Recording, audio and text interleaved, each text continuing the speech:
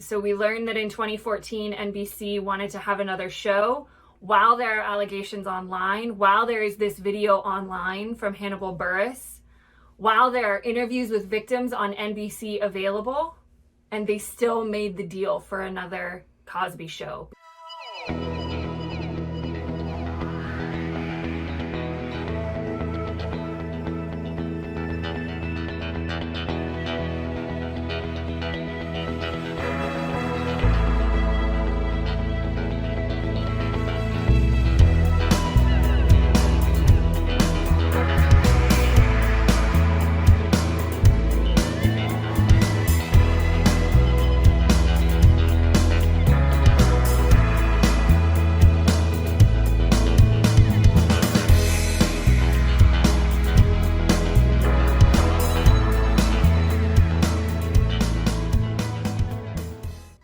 Hey everybody, we're the Good Doctors of Abbey Research. I'm Dr. Erin.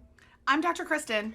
You are very welcome to this little corner of the internet where today we are talking about the fourth and final episode of the Kamau Bell docu-series We Need to Talk About Cosby, which is available here in the United States on Showtime and therefore Hulu.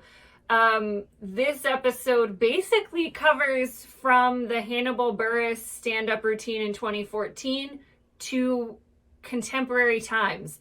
And really interestingly, towards the end of this episode, we learn that Kamau was recording and filming last summer in 2021 when Cosby's case is being re-adjudicated, and eventually he is released from jail because of the aforementioned in episode 3 deal that he signed with the Montgomery County DA. So we'll get into that again, but that's where we go with this episode. It's just bringing us up to the ellipses at the end of this story, not the end of this story, but where we are now.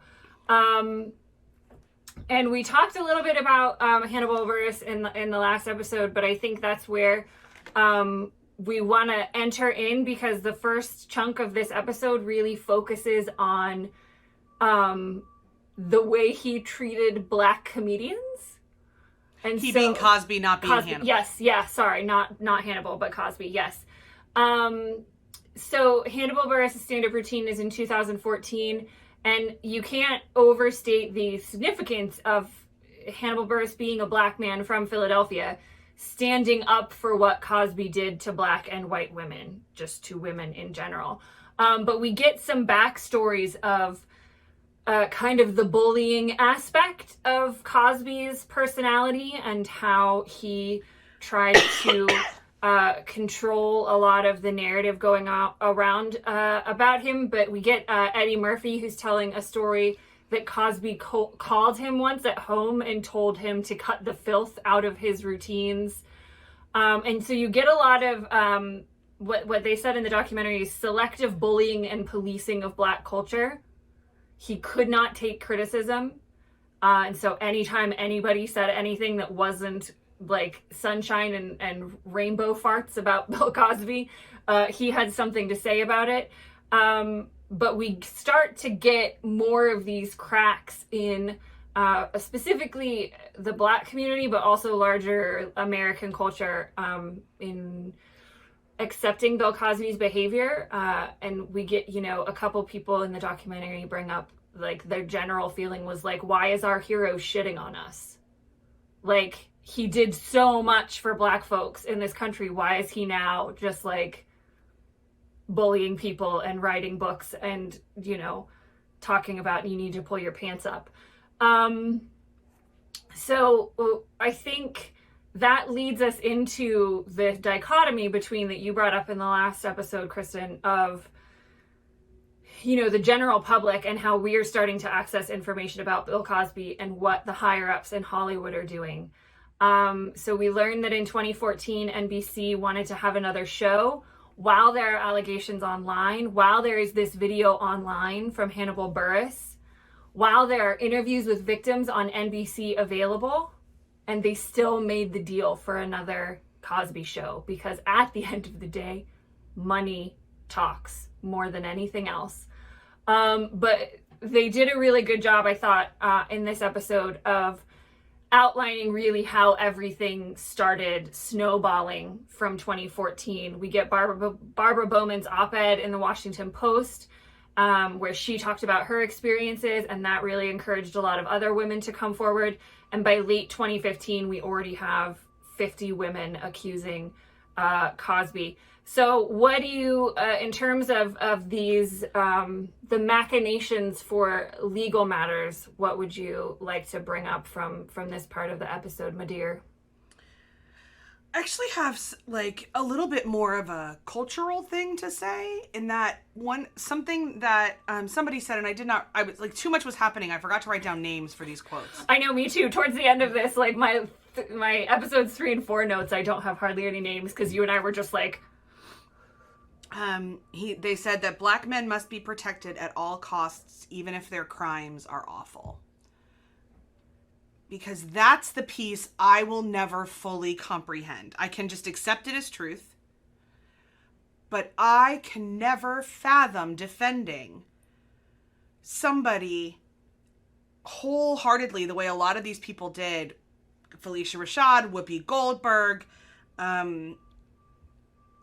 that came out and said he would never do something like that because he's a good man. He can be somebody who did good and somebody who did bad. Mm. And it's obviously he was both of those, he did those things. My brain doesn't allow me to say we must protect someone at all costs, even if they've done heinous crimes. But I didn't grow up in this culture. Right.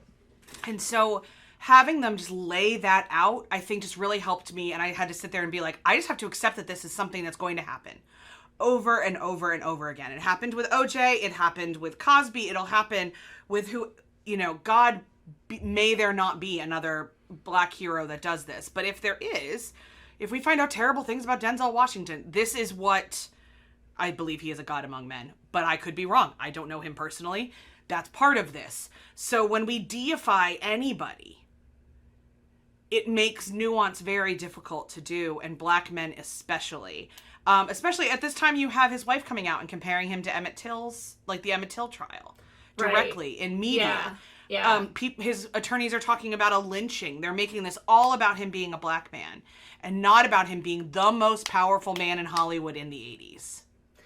Yeah. And, you and I had a long conversation when we watched this episode about why this moment in our culture wasn't Me Too. Yeah. And, we paused for quite a good few minutes, I remember, to talk about it.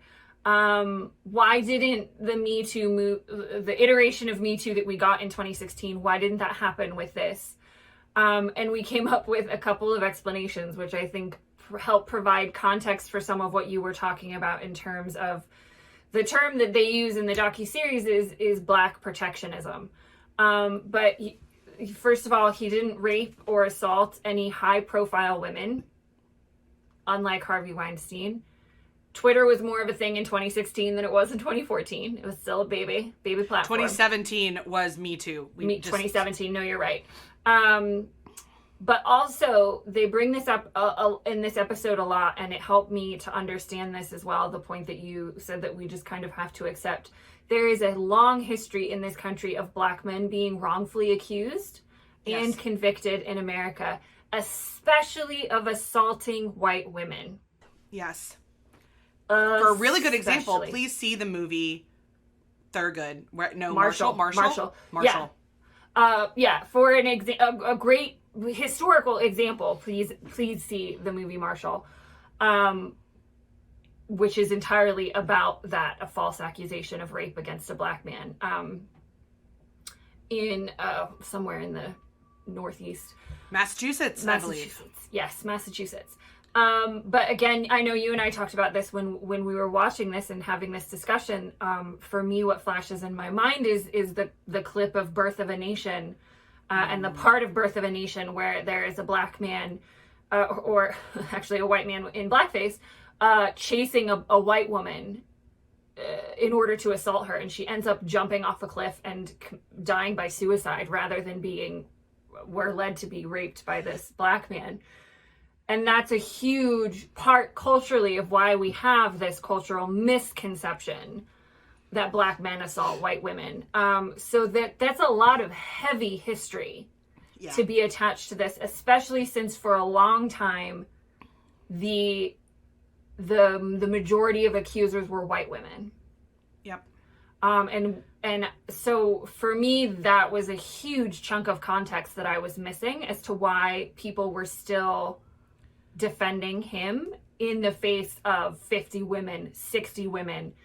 But, this brings me to what I think was one of the more seminal points in this story was the discussion of Ebony magazine, which I don't know that much about, but like I would like a separate docu-series on like the history of Ebony. So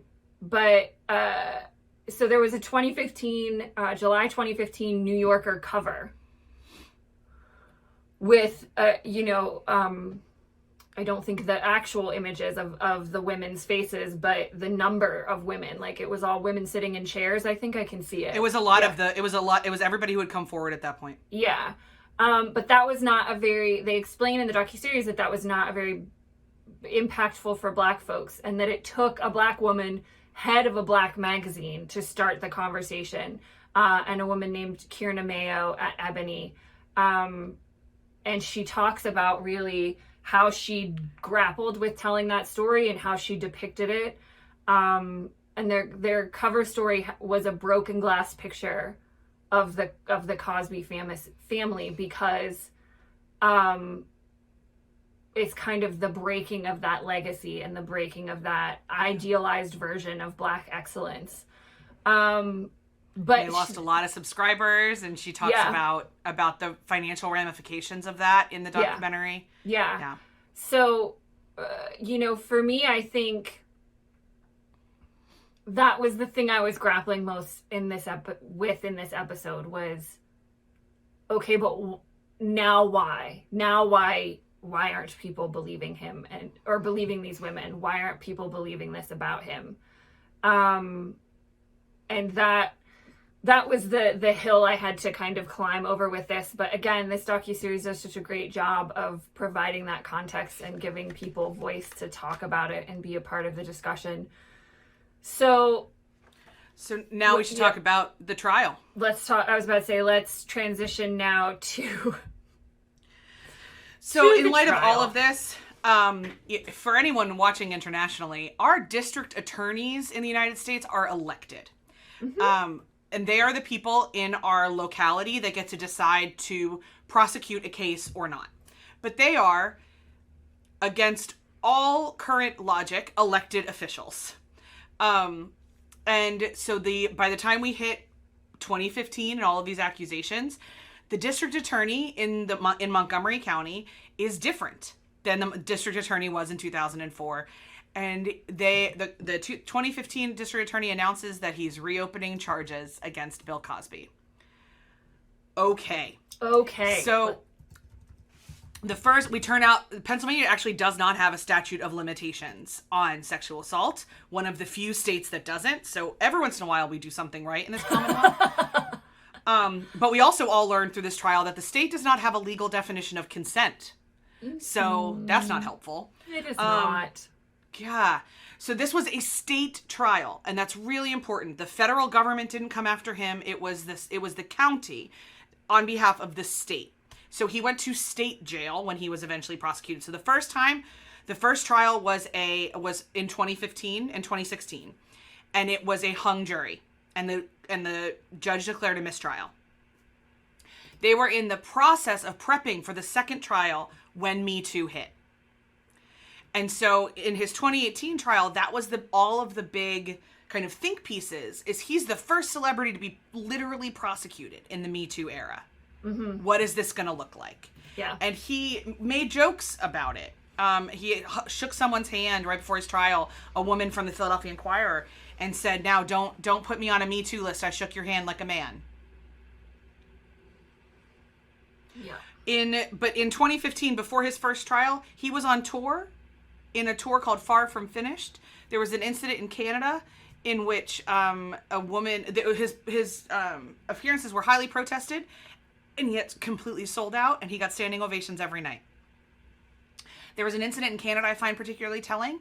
In, I believe, London, Ontario, a woman got up to leave in the middle of his set.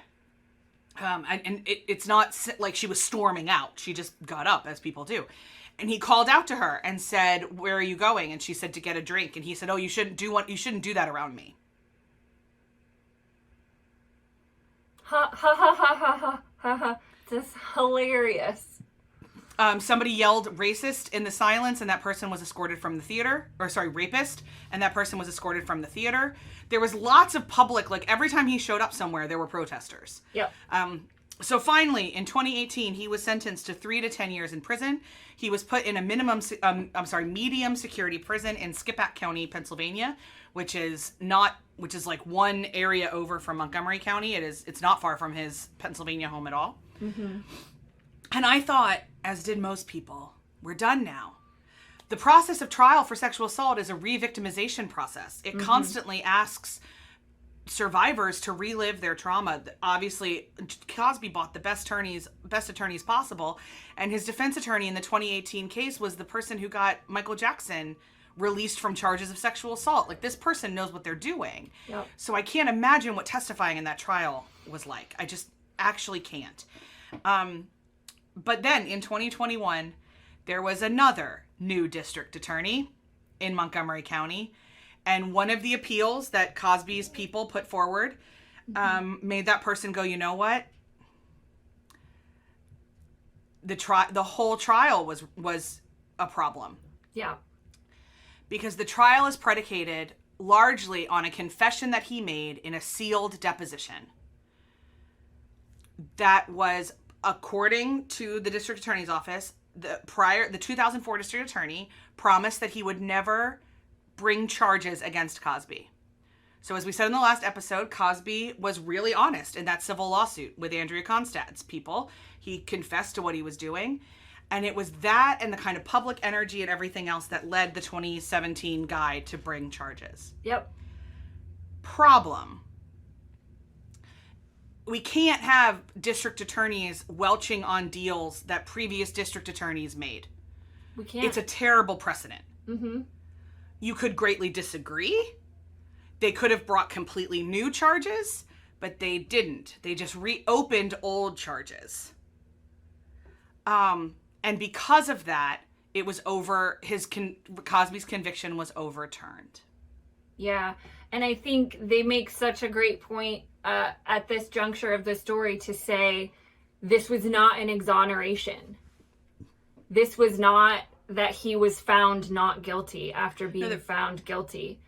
This prosecutorial misconduct. This was a violation of a previous deal. And one of the talking heads in it said it's a good decision for a bad man, which I thought was really important. But I think this brings us to the kind of what now, what next wrap up of this, because that's really where Kamau takes it as he gets towards the end of this.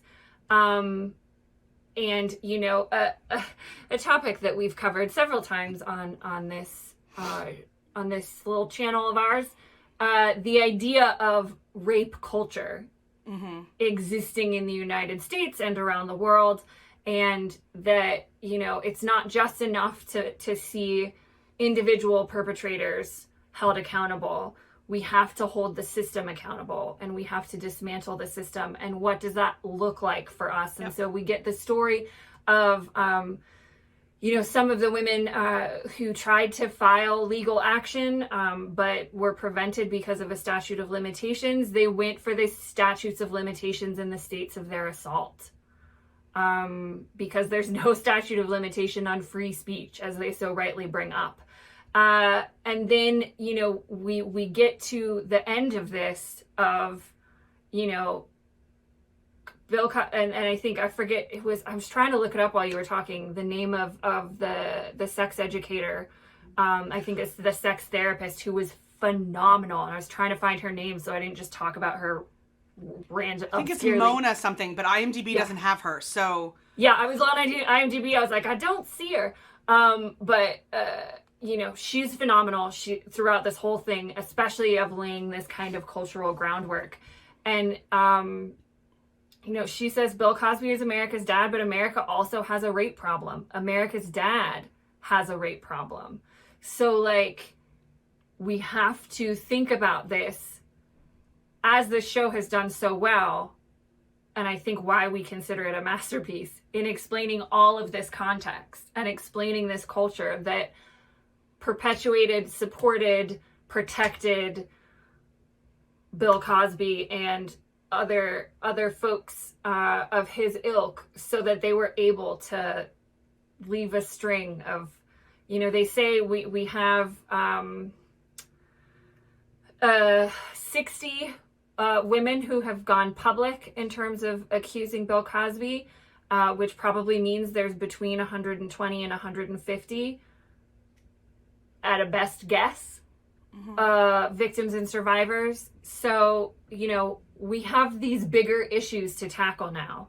We can nitpick all we want, why we didn't know what we thought we knew, or why we didn't believe what we didn't believe about Bill Cosby.